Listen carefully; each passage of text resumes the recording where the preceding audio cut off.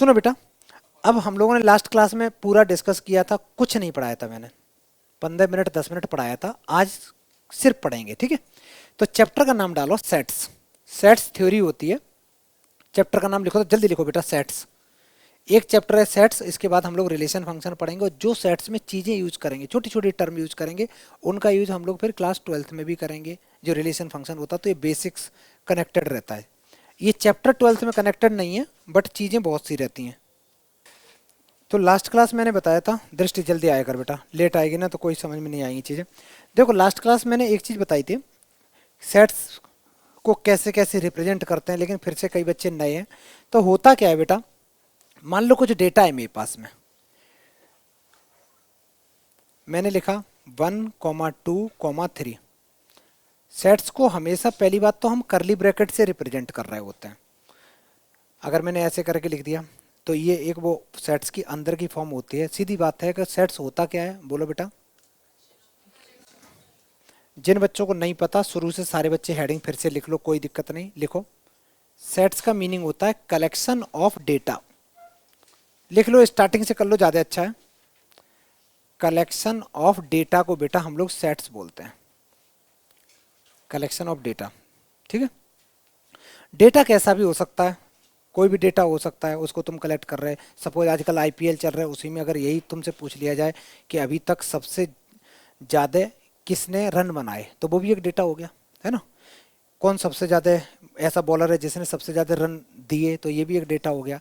अगर तुमसे पूछ लिया जाए कि कोई एक नंबर है, कोई रैंडम नंबर है 1 से लेके 100 में, और वो बार बार कितने बार रिपीट कर रहा है, तो ये डेटा कुछ भी हो सकता है।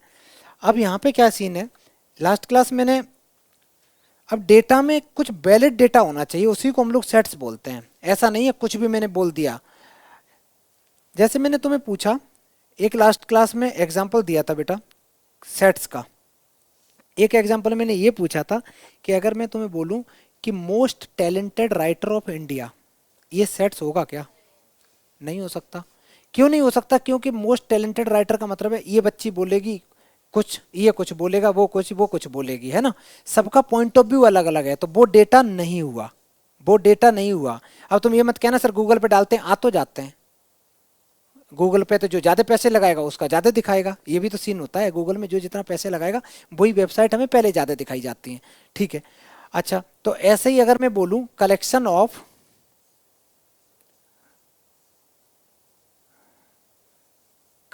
ऑफ, मैंने लिख दिया बेटा रिवर्स, जो लास्ट क्लास लिखाया था, तो कलेक्शन ऑफ रिवर्स, ये सेट्स है। Collection of reverse in India कर दे रहा हूँ, तो ये तो चेंज होगा नहीं ना, ये तो सब फिक्स रहेगा। तो ये ऐसे डेटा डेटा जो होते हैं उनको हम लोग सेट्स बोलते हैं, ठीक है। ये तुमसे कभी नहीं पूछेगा, पूछेगा भी तो 1 मार्कर में पूछता है, इससे ज़्यादा कभी नहीं पूछता है। लिखना चाहो लिखो, नहीं तो मैं आगे बढ़ रहा हूँ, ठीक है। अब इसके बाद कहानी आती है तुम्हारी कि सेट को रिप्रेजेंट कैसे करते हैं। तो सेट को रिप्रेजेंट, पहले सुन लो, 2 मिनट सुन लो। सेट को रिप्रेजेंट करने के दो तरीके हैं, एक होता है बेटा रोस्टर फॉर्म जिसको हम लोग टेबुलेशन फॉर्म बोलते हैं, और एक होता है सेट बिल्डर फॉर्म, या फिर इसको बोलते हैं रूल फॉर्म। ये कुछ मत करो, सेट बिल्डर फॉर्म याद रखो, ठीक है बेटा। जल्दी लिखो, तो कुछ बच्चे एबसेंट थे वो लिख लें। ये यहां तक लिखा। इसके बाद में पहली हेडिंग लिखेंगे सारे बच्चे कि रोस्टर फॉर्म। रोस्टर फॉर्म या टेबुलेशन फॉर्म क्या होती है? तो रोस्टर फॉर्म का मीनिंग होता है कोई डेटा जब लिखा जाता है तो बीच में कॉमा लगता है बेटा। जैसे यहाँ लिखा है जो भी एलिमेंट्स होंगे, मैंने लिखा 2, 4, 6, 8। अगर ये मैंने लिखा है बेटा तो ये डेटा किस फॉर्म में है देखो तो, रोस्टर फॉर्म में है। और यहाँ पे लास्ट क्लास में मैंने बताया भी था, मैं फिर बता रहा हूँ 1 सेकंड के लिए, कि ये कौन सा वाला ब्रैकेट होता है बेटा? करली ब्रैकेट होता है। मैंने अगर तुम्हें बोला कि एक लिखा मैंने 2 और एक लिखा मैंने 3, और मैंने ये ब्रैकेट यूज किया, एक जगह बच्चा मैंने ये यूज किया और एक जगह मैंने ये यूज किया,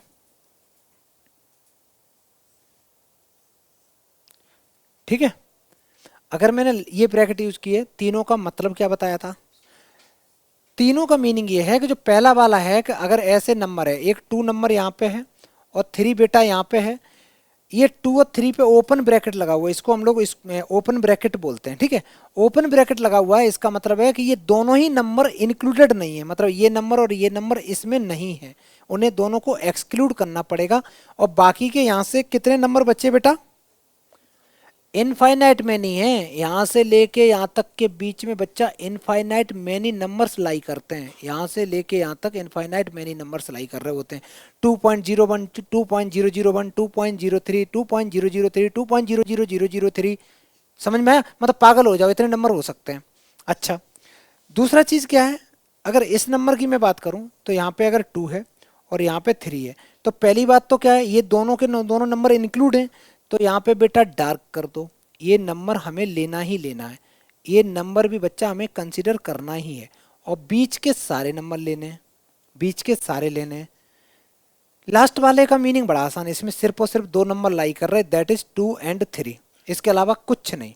तो हम लोगों को यही पढ़ना है, ठीक है, ये नहीं ऊपर वाला नहीं, हमें यही वाला पढ़ना है। जिन बच्चों को नहीं पता वो लिख लें। एक एग्जाम्पल लिखना चाहो तो ये एग्जाम्पल लिख सकते हो बेटा, कॉमा लगा के, कैसे डेटा को लिखा जाता है रोस्टर फॉर्म में। जल्दी लिखो।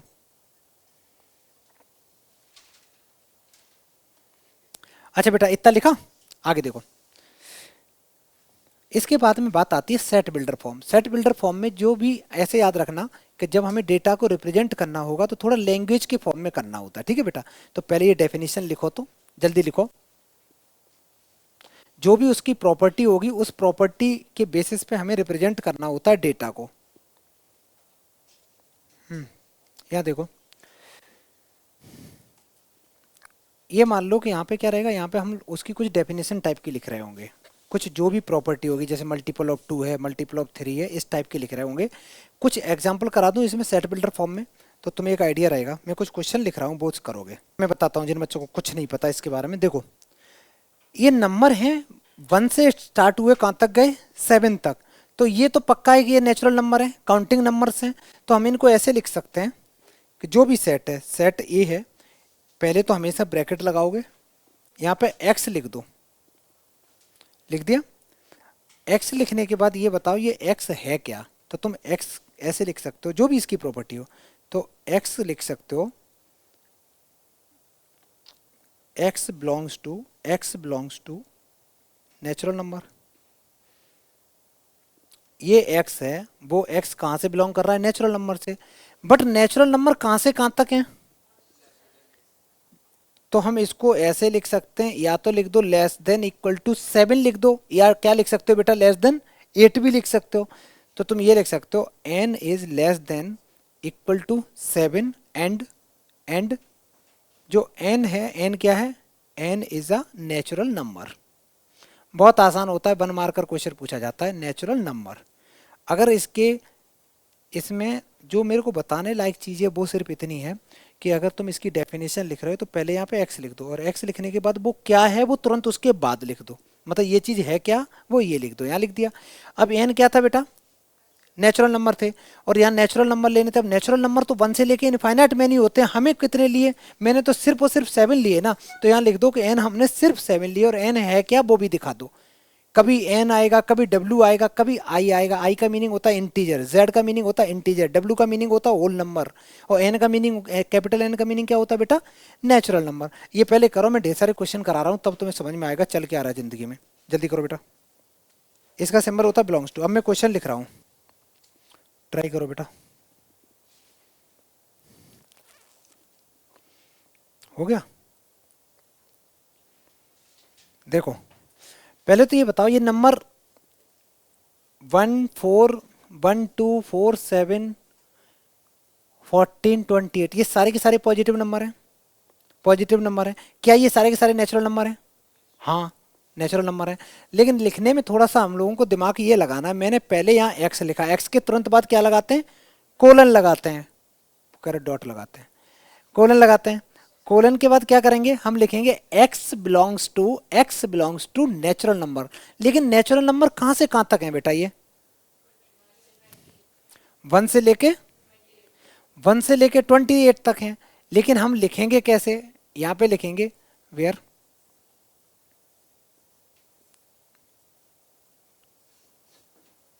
N is a natural number, natural number, n natural number है।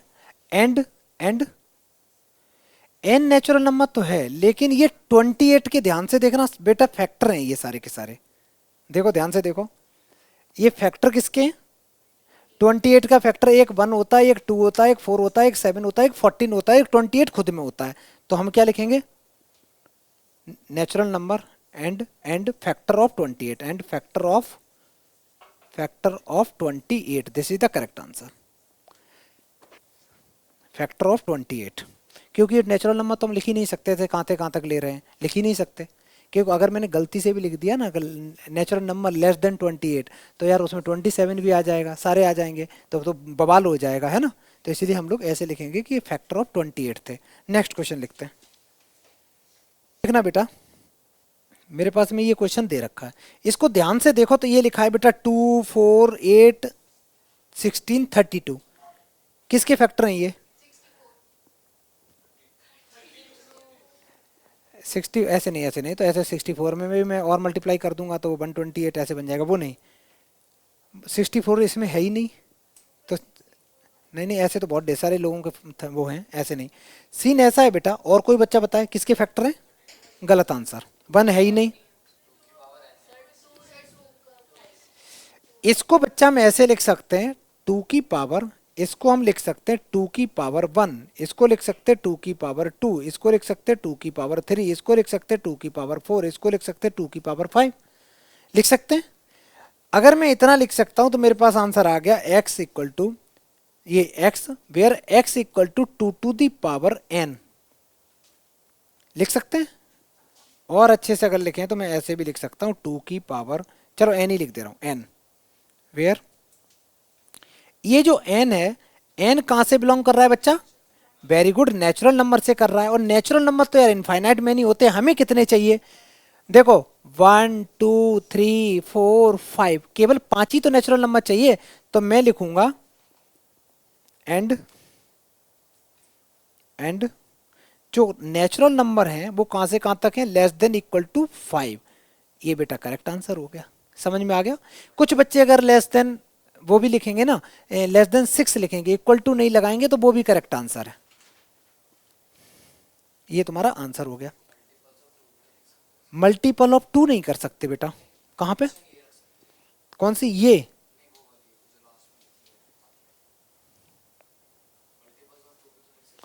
तो मल्टीपल ऑफ 2 में तो फिर और भी तो बहुत ढेर सारे होते हैं ना। लॉजिक समझ में आया? मल्टीपल ऑफ 2 कहां तक जाता है? मल्टीपल ऑफ 2 बहुत ढेर सारे नंबर हो सकते हैं ना बेटा। इतना करा, नेक्स्ट क्वेश्चन करेंगे। क्या आंसर आया बोलो? बहुत बढ़िया बेटा। देखो अगर यहाँ पे देखोगे, यहाँ 1 है तो यहाँ क्या है? 2, यहाँ 2 है तो यहाँ 3 है, 3 है तो 4 है, 4 है तो 5 है, 5 है तो 6 है, 6 लिखा है तो नीचे एक ऐड हो रहा है, 7 है तो नीचे एक ऐड हो रहा है, 8 है तो नीचे 9 है, ऐसे है। तो हम इस पूरे नंबर को लिख सकते हैं ऐसे करके बेटा, x, where x equal to n upon n plus 1। अगर ऊपर n है तो नीचे एक नंबर ऐड ही तो हो रहा है, n प्लस 1 हो रहा है। और n है क्या? n belongs to natural number कर रहा है। अब नेचुरल नंबर तो बहुत ढेर सारे होते हैं, कहां से कहां तक पहुंचते हैं? n belongs to n where n is a natural number, natural number. And n की जो वैल्यू है वो कहां से कहां तक है बेटा? 1 से लेके है ना, तो लेस देन इक्वल टू 8 कर दो, ये करेक्ट तुम्हारा आंसर। ब्रैकेट को क्लोज करना ना भूलें, ठीक है। ब्रैकेट को, ये कौन सी फॉर्म पढ़ रहे हैं हम लोग? Set builder form. सेट को रिप्रेजेंट करने के मार्केट में कितने तरीके अवेलेबल हैं? Only 2, that is roster form और सेट बिल्डर फॉर्म। सबसे इजी कौन सी होती है? रोस्टर फॉर्म, इसीलिए उसको पढ़ नहीं रहे। उसमें तो साफ साफ होता है ना, कॉमन लग के लिखा होती चीजें। और ये कौन सी है बेटा? सेट बिल्डर फॉर्म है। इसमें क्या होता है ना, लैंग्वेज लिखनी होती, थोड़ा सा दिक्कत करता है। नेक्स्ट करते हैं। क्या? नहीं बेटा, एन क्या है? एन हम ऊपर की वैल्यू देखो, अपने आप जब 8 लोगे तो 8 आ गया, नीचे 9 भी आ गया, समझे। नेक्स्ट। अब सुनो बेटा, इधर देखो, अगर मैं इसके आंसर की बात करूं तो क्या हो जाएगा आंसर बेटा? बहुत बढ़िया, 1 हो गया, 2 हो गया, 3 हो गया, 4 हो गया, आगे बोलो। बेटा ये आंसर हो गया। नेक्स्ट सवाल, इसी का सेकंड पार्ट लिखो, इसी का सेकंड पार्ट लिखो। इसका सेकंड पार्ट कहता है, आंसर तुम लोगों ने बोले हैं, किसी बच्चे ने पहला नंबर बताना बेटा।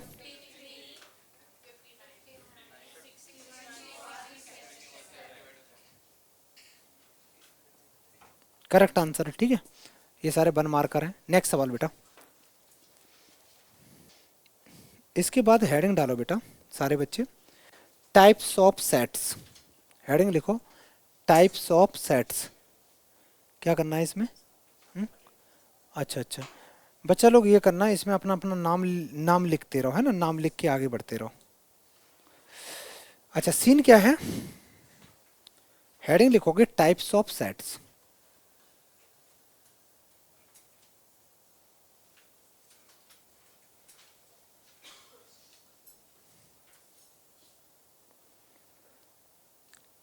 पहला जो टाइप लिखोगे वो लिखोगे बेटा null set. Null set,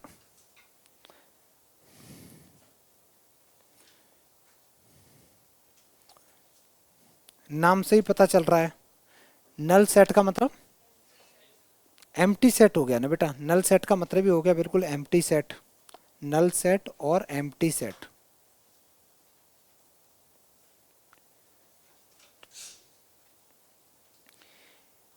null set को बच्चा हमेशा हम लोग फाई से डिनोट करते हैं, फाई से। और फाई में हम लोग कोई ब्रैकेट नहीं लगाएंगे, ऐसे ही छोड़ देंगे, ठीक है। ब्रैकेट लगा दिया इसका मतलब वो फाई एक एलिमेंट की तरह काम करने लगेगा। तो नल सेट में कोई भी एलिमेंट्स नहीं होता है, ठीक है। अच्छा, तो फाई क्या हो गया? इसको क्या बोलते हैं बेटा? इसको बोलते हैं फाई, PHI, फाई। तो नल सेट को हम लोग किससे डिनोट करते हैं? हमेशा फाई से डिनोट करते हैं, फाई।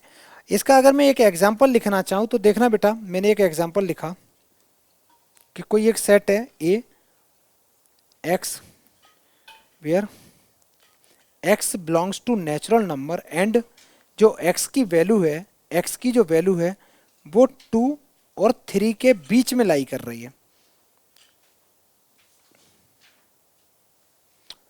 2 और 3 के बीच में क्या कोई नेचुरल नंबर होता है? होता ही नहीं है, होता ही नहीं है। इसका मतलब ये पॉसिबल ही नहीं है ना। तो ये जो ए है किस टाइप का सेट है? तो हम इसको लिखेंगे कि ए इक्वल टू एक नल सेट हो गया, ठीक है। ये हो गया तुम्हारा टाइप 1। ऐसे नल सेट होता है, ये जल्दी हो गया। इसके बाद हम लोग फाइनाइट सेट लिखेंगे, इनफाइनाइट सेट लिखेंगे। क्या हो गया बेटा? जो एग्जिस्ट नहीं करता दुनिया में, मतलब नल्ला सेट बेटा, कुछ नहीं है इसके पास, खाली पीली पड़ा है, ठीक। कुछ नहीं है इसके पास, कोई एलिमेंट्स नहीं है, बस बना जगह घेरे बैठा है, ठीक है। नल सेट है। आगे बढ़े, इसके बाद हेडिंग डालो बेटा नंबर 2, फाइनाइट सेट। नंबर 2 पे लिखो finite set. Finite set, finite से नाम से ही पता चल रहा है कोई चीज फाइनाइट हो। जैसे मैंने एक सेट लिखा जिसके अंदर में एलिमेंट्स हैं 1, 2, 3। कितने एलिमेंट्स हैं बेटा इसमें? 3 दिख रहा है ना अलग से, तो ये फाइनाइट सेट हो गया। और ऐसे ही अगर मैं लिखूं इनफाइनाइट सेट, नंबर 3 में इनफाइनाइट सेट, इनफाइनाइट सेट। तो इनफाइनाइट सेट में क्या होगा? मैंने लिखा 1 लिखा, 2 लिखा, 3 लिखा, इसके बाद dot dot dot dot dot dot कर दिया बेटा। जब मैंने डॉट डॉट किया पता नहीं ये कहाँ तक जाएगा, है ना, ये तो खत्म ही नहीं हो रहा। जब कोई सेट बेटा खत्म नहीं हो रहा होता है तो उसको क्या बोलते हैं? इनफाइनाइट सेट बोलते हैं, ठीक है। इनफाइनाइट सेट बोलते हैं। जल्दी लिखो, लिखते चलो बेटा। चलो नेक्स्ट लिखो तो बेटा इक्वल सेट्स।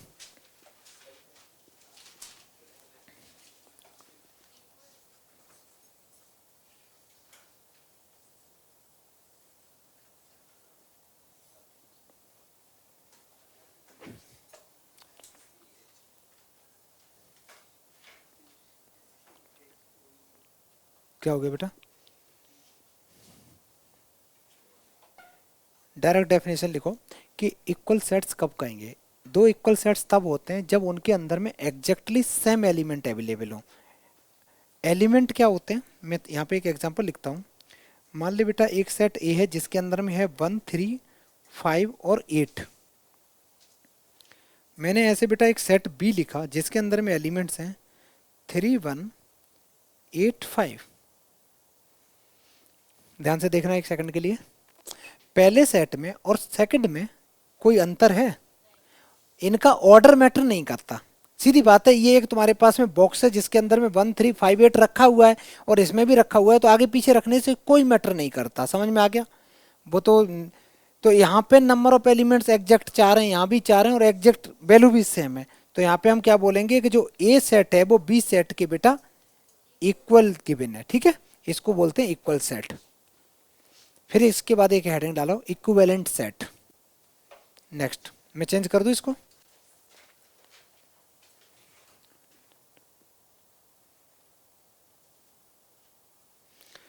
नेक्स्ट हेडिंग लिखो बेटा इक्विवेलेंट सेट क्या होता है। डेफिनेशन पढ़ना एक बार, क्या लिखी है इसकी। दो अगर तुम्हारे पास फाइनाइट सेट है ना बेटा, और दोनों फाइनाइट सेट में नंबर ऑफ एलिमेंट्स सेम होने चाहिए। नंबर ऑफ एलिमेंट्स, ना कि एग्जैक्ट एलिमेंट्स। ठीक है, नंबर ऑफ एलिमेंट्स सेम होने चाहिए। जैसे मैंने एक एग्जांपल लिया, यहाँ पे मैं एक एग्जांपल लेता हूँ। एक सेट ए है जिसके अंदर में एलिमेंट्स हैं 1 2 3 4। ऐसे ही बच्चा मैंने एक सेट बी लिया जिसके अंदर एलिमेंट्स हैं ए बी सी डी। मेरे को एक बात बताओ, number of elements set A में कितने? अगर मैं ऐसे लिख रहा हूं ना, ध्यान से सुनना, अगर एन करके ऐसे लिखा है इसका मतलब होता है number of elements present in set A. अगर मैं यहाँ लिखूं ऐसे करके, इसका मीनिंग क्या है? Number of elements present in set B. Set A में कितने एलिमेंट्स हैं काउंट करना, 1 2 3 4। और सेट बी में कितने? 1 2 3 4। अगर बेटा दो सेट में number of elements exact same होते हैं, मतलब सेम होते हैं, सीधी बात ये नंबरिंग में, तो हम उनको इक्विवेलेंट सेट बोलते हैं। अब इसका एक एग्जांपल याद रख लो। मान लो यहाँ पे मैंने 1 2 3 4 लिख दिया, यहाँ कुत्ता बिल्ली सुअर गधा बैठाल दिया, तब भी कैसे रहेंगे? दोनों के दोनों इक्विवेलेंट सेट रहेंगे। रहेंगे कि नहीं रहेंगे? अगर दो इक्वल सेट हैं तो, अगर यहाँ 1 2 3 4 है तो नीचे वाले में भी 1 2 3 4 ही होने चाहिए। ठीक है, कौन से? मैंने पूरा सुना ना, फिर से। हाँ वो चीज़ हो गई ना। नहीं वो सही बोल रहा है। वो ये बोल रहा है कि अगर एक सेट के अंदर में 1 2 3 4 एलिमेंट्स हैं और दूसरे सेट में है 1 2 3 4 उल्टा सीधा लिखे हैं, तो क्या वो भी इक्विवेलेंट हो गए? वो तो हो गए। तो इससे एक ये भी कह सकते हैं कि ऑल इक्विवेलेंट सेट्स आर, नहीं all equal sets are equivalent, है ना। लेकिन नहीं, वो बदतमीजी है, वैसे कोई पूछता नहीं है बेटा। ठीक है, ये हो गया, समझ में आ गया? जल्दी करो जल्दी करो। इसके बाद नेक्स्ट क्वेश्चन लिख लिया। हमें ये प्रूव करना है कि ये दोनों के दोनों इक्विवेलेंट सेट नहीं है। इक्विवेलेंट सेट में हम लोग क्या चेक करते हैं बेटा? नंबर ऑफ एलिमेंट्स सिर्फ। मेरे को एक बात बताओ, जो सेट मान लेते हैं, थोड़ी देर के लिए मान लेते हैं कि जो सेट ए है वो है ये, ऐसे ही बेटा जो सेट बी है वो है बेटा ये, मान लिया। इस सेट के अंदर में कितने एलिमेंट्स हैं? बहुत बढ़िया। तो number of elements in set A equal to 1 है। मनन एक चीज बताओ, इस सेट में कितने एलिमेंट्स हैं? कुछ नहीं, कुछ भी नहीं है भैया, ये खाली पीली पड़ा है। तो number of elements in set B equal to कितना है? 0। 0 है। तो number of elements in set A is not equal to number of elements in set B, therefore it is not equivalent. समझ में आ गया? तो वे इक्विवेलेंट सेट हो ही नहीं सकता। प्रूव हो गया, बस खत्म।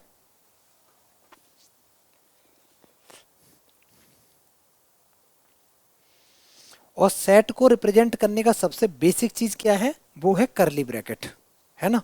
करली ब्रैकेट तो लगाना ही पड़ेगा उसके अंदर में। अब मेरा एक सवाल है, अभी इसने बताया था, अब देखने पक्का गलत बताएगा। मनन बता, मैंने एक ये लिख दिया, आंसर तो वैसे इसका हो गया, ठीक है। और मैंने ये लिख दिया बेटा, इन दोनों में अंतर क्या है? जब ब्रैकेट लग गया ना, तो हम इसको एज अ एलिमेंट कंसीडर करेंगे। हम मानेंगे फाई नाम का कोई एलिमेंट है, फाई नाम का कोई एलिमेंट है, ठीक है। तो ये एज अ एलिमेंट कंसीडर होगा। और यहाँ पे अकेला बेचारा पड़ा है तो कुछ नहीं है, 0 है, ठीक। चलो ये मैं थोड़ी देर में पढ़ाऊंगा, का कैसे यूज करना है। चेंज करें, एक नेक्स्ट और लिख लो बेटा, सिंगलटन सेट। सिंगलटन सेट नाम से ही पता चल रहा है, यहां देखना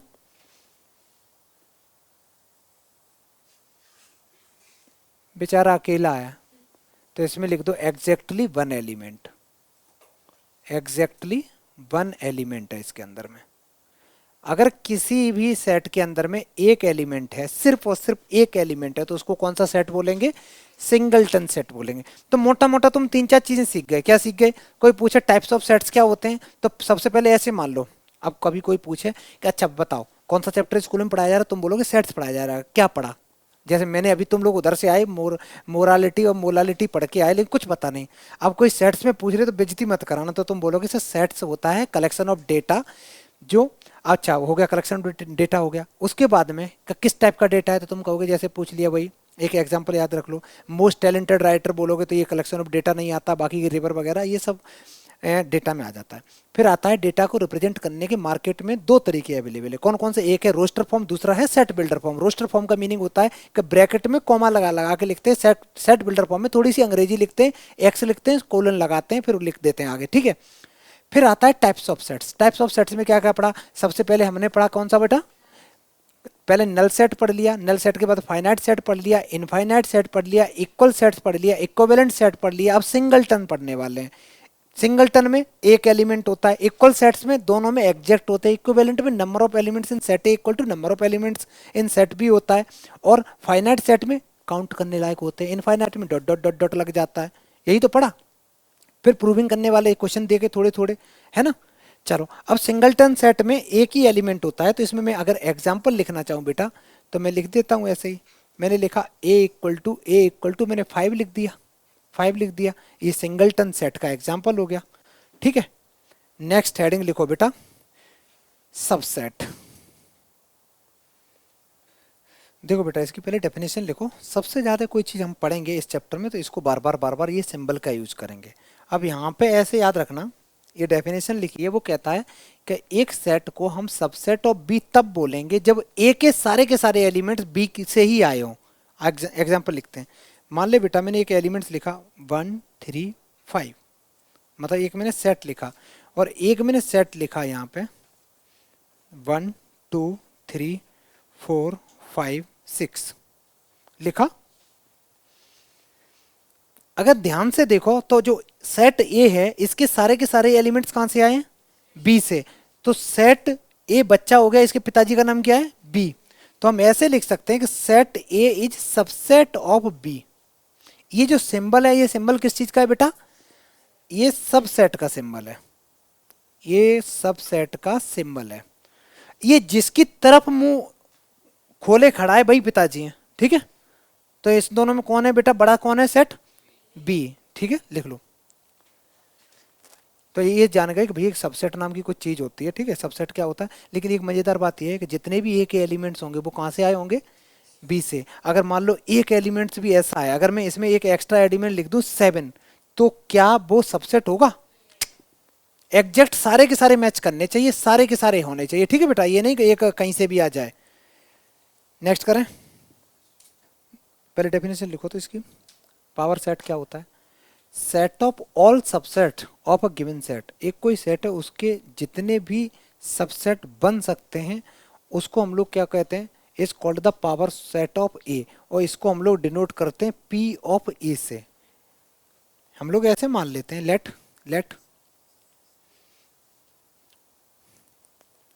सेट ए के अंदर में जो एलिमेंट्स हैं, सेट ए के अंदर में जो एलिमेंट्स हैं वो n है। इसका मीनिंग क्या है बेटा? Number of elements in set A. अगर मैं यहाँ बी लिख दूँ तो इसका मतलब number of elements present in set B. और एलिमेंट्स क्या होते हैं? जो हम सेट के बीच में नहीं लिखते 2 3 4 5, वो सारे के सारे उनको हम एलिमेंट बोलते हैं, ठीक है।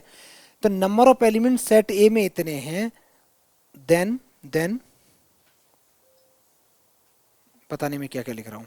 Late number of element set A ये है, then number of elements present in power set of A. P of A का मीनिंग क्या होता है बेटा? अभी अभी गरम गरम बताया था तुम्हें, देखो अभी अभी बताया था ना कि पी ऑफ ए का मतलब होता है पावर सेट। तो इसका फॉर्मूला होता है बेटा 2 to the power n, 2 to the power n। Number of elements निकालने हो तो 2 to the power n। n क्या होता है? n होता है number of elements present in set ए।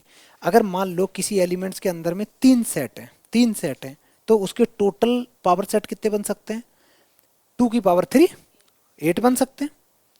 किसी में 4 है तो 2 की पावर 4, 5 है तो 2 की पावर 5। समझ में आ गया? पहले ये लिख लो, ये फॉर्मूला है बेटा, एमसीक्यू में क्वेश्चन आता है। पहले फॉर्मूला लिखो फिर इसके बाद क्वेश्चन करते हैं। हाँ बेटा, उल्टा सोच रही है। एक सबसेट में कितने एलिमेंट्स हैं ये नहीं निकालना जब तक हमें एलिमेंट्स नहीं पता होंगे। अभी मैं लिखना बता रहा हूँ पावर सेट लिखते कैसे हैं बेटा, रुकना। देखो बेटा क्वेश्चन लिख लिया, एक बार सुन लो। किसी ने स्कूल में पढ़ा तो नहीं बेटा? किसी बच्चे ने पढ़ा ये चैप्टर? पढ़ लिया? यहाँ तक हो गया? पावर सेट निकालना आते हैं और ऑल पॉसिबल सबसेट निकालना आते हैं? आते हैं, पहला बताओ। हाँ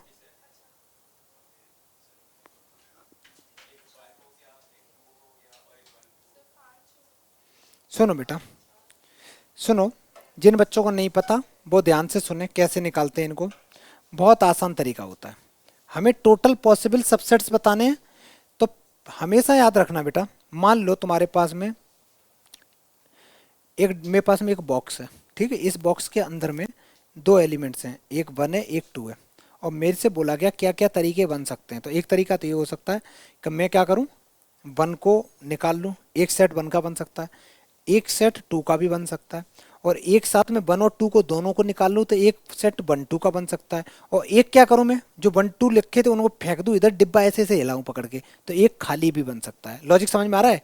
तो यहाँ पे 3 चीजें बन रही हैं। एक तो हमेशा बेटा जो 5 होगा वो हमेशा सबसेट होगा ही होगा, पहला।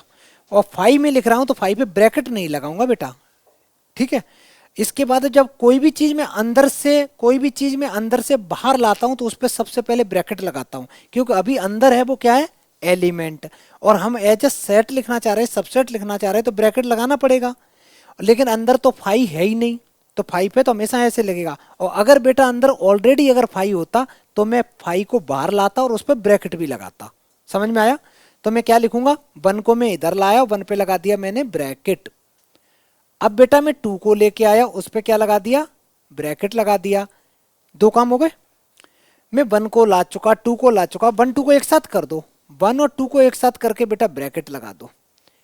कितने कितने वो बन चुके हैं सबसेट, 1 2 3 4। एक ब्रैकेट स्टार्टिंग में लगाना है, एक एंडिंग में लगाना है, क्योंकि ये सारे के सारे सबसेट तुम्हें एक सेट में ही तो दिखाने। तो एक ब्रैकेट स्टार्टिंग में और एक एंडिंग में, ये करेक्ट आंसर हो गया। हाँ बेटा बोलो, पूरा पूरा दोबारा समझा दें। कैसे निकाले? सबसे पहले जो ये है इसका फाई तो होता ही है, हमेशा फाई तो हमेशा रहता है। फिर जो जो एलिमेंट्स हैं उनको लाते रहो, ब्रैकेट लगाते रहो। पहले 1 लाए लेके आए, फिर 2 लेके आए। अब 1 और 2 को मैंने एक साथ रख दिया। अगर मान लो 3 होते तो पहले मैं 1 को लाता, फिर 2 को लाता, फिर 3 को लाता, फिर 1 2 को लाता, फिर 1 3 को लाता, फिर 2 3 को लाता, फिर 1 2 3 को लाता। लॉजिक समझ में आया? मैं करके बता रहा हूँ, तीनों क्वेश्चन दे रहा हूँ। पहले इसको करो तो बात एक ही है। अभी मैंने क्या बताया था, इक्वल सेट्स क्या होते हैं, 1 2 हो या 2 1 हो, बात एक ही तो होती है। अगर तुम सेट के अंदर में इंटरचेंज कर रहे हो एलिमेंट्स का, इसका मतलब है वो सेम बात है। अगर तुम इसको यहाँ लिख दो, इसको यहाँ लिख दो, कोई फर्क नहीं पड़ता। अभी तो सिखाया था ना इक्वल सेट्स में। पहले तो इसको करने का ट्राई करो, ठीक है? पहले ट्राई करो। देखो यहाँ क्या है, सुन लो, जिन बच्चों को नहीं आता ध्यान से सुनो। यहाँ पे जो सेट दे रखा है, यहाँ सेट दे रखा है, इसमें पूछो इस सेट के अंदर में कितने एलिमेंट्स हैं। गलत, सिर्फ 2 हैं, सिर्फ 2 हैं। मैंने क्या बोला था कि सेट बिल्डर फॉर्म को, सेट को रिप्रेजेंट करने के 2 तरीके, एक रोस्टर फॉर्म और एक set builder form. Roster form में हमेशा कॉमा लग के चीजें होती हैं, जितने कॉमा लगे हैं उतने तो एलिमेंट्स बन जाते हैं। यहाँ पे एक एक तो ये बन गया और एक ये पूरा है, इसके अंदर नहीं घुस जाना है। सर कॉमा तो यहाँ भी लगा है, वहां नहीं जाना है। तो कितने एलिमेंट्स हैं इसमें, एक ये है बेटा और एक ये है, तो 2 ही एलिमेंट्स हैं। तो मैं लिखूंगा कैसे, मैं ऐसे लिखूंगा, सॉल्व करते समय लिखूंगा सबसे पहले नंबर ऑफ सबसेट्स लिखने बेटा। तो एक तो 5 लिखूंगा, एक तो 5 लिखूंगा, उसके बाद में मैं 1 को लेके आऊंगा। अच्छा 1 को लेके आ रहे तो कैसे लिखेंगे, 1 के ऊपर क्या लगाएंगे, ब्रैकेट लगाएंगे। 1 को लेके आ गए, क्या बेटा हम 2 को लेके आ सकते हैं, नहीं, उसके अंदर घुस के उसमें खींच के नहीं ला सकते हैं, वो एज इट इज पूरा ब्रैकेट आएगा। और जो भी चीज अंदर से बाहर आती है, जो भी एलिमेंट अंदर से बाहर आता है, हमारा काम क्या है, उसके ऊपर एक ब्रैकेट लगाना। लेकिन उस पर तो एक ब्रैकेट पहले से लगा है, कोई नहीं, हम तब भी लगाएंगे, हम तब भी लगाएंगे, हमारा काम ही है। ठीक है, अभी बात खत्म नहीं हुई, मैंने एक फाइल ले लिया, 1 ले लिया, दूसरा एलिमेंट ले लिया, इसके बाद तीसरा क्या रहेगा, दोनों एलिमेंट्स को मर्ज करके। अब दोनों एलिमेंट्स को मर्ज करोगे तो इसके ब्रैकेट के अंदर तो घुस नहीं जाओगे बेटा, तो एक रहेगा तुम्हारा 1 और एक रहेगा तुम्हारा 2,3, ये एज इट इज, ये पूरा एक ब्रैकेट में ले लो, ये पूरा एक ब्रैकेट में ले लो। समझ में आया? तो देखो 1 2 3 4, खत्म कहानी। अब थोड़ा सा सोचो, इसमें एलिमेंट कितने थे, जल्दी बोलो, 2। नंबर ऑफ पावर सेट निकालने का फॉर्मूला क्या था, 2 की पावर n, n अभी 2 थे तो 2 की पावर 2 की आंसर कितना आया, 4। 1 2 3 4, और लास्ट क्वेश्चन में भी 4 आई थी। ठीक है, चलो ये जल्दी करो, ये क्वेश्चन एग्जाम में आते हैं बेटा, जो मैं करा रहा हूँ ये आते हैं। और पहले जो और पावर सेट की डेफिनेशन पढ़, एक बार जल्दी पढ़ो, पावर सेट की डेफिनेशन क्या होती है, ऑल पॉसिबल ऑफ सबसेट्स, उसी को पावर सेट कहते हैं। लॉजिक समझो बेटा, समझ गए, बहुत बढ़िया, आगे बढ़ो। ये वाला हो गया ना, सारे बच्चों को समझ में आ गया। नेक्स्ट क्वेश्चन लिखो, क्वेश्चन लिखो, ट्राई जरूर करो बेटा, ट्राई ये करो, तुम्हें पॉसिबल सबसेट्स लिखने हैं सारे के सारे, एक बार ट्राई करो तो देखो हो रहा है कि नहीं हो रहा, ट्राई करो, मैं चेक कर रहा हूँ। चलो आंसर में ज़्यादातर बच्चों ने सही लिखा। पहला तो बेटा 5 लिख दिया, 5 तो होता ही है, उसके बाद ब्रैकेट में 5, वेरी गुड, फिर 1 पे ब्रैकेट लगा दो, 5 और 1 पे ब्रैकेट लगा दो, फिर बेटा एक स्टार्टिंग एंडिंग में, इस लड़की ने नहीं लगाया, बेटा ब्रैकेट लगाओ, जल्दी करो। इसके बाद में हम लोग नेक्स्ट क्लास से इसी के आगे कंटिन्यू करेंगे, अभी काफ़ी चीज़ें हैं। अब करना क्या है, देखो हम लोग ये सीख गए मोटा मोटा सेट क्या है, थोड़ा थोड़ा सीख गए सेट से होता क्या है, इतना सीख पाए। अब नेक्स्ट क्लास में फिर और चीज़ें करेंगे, ठीक है।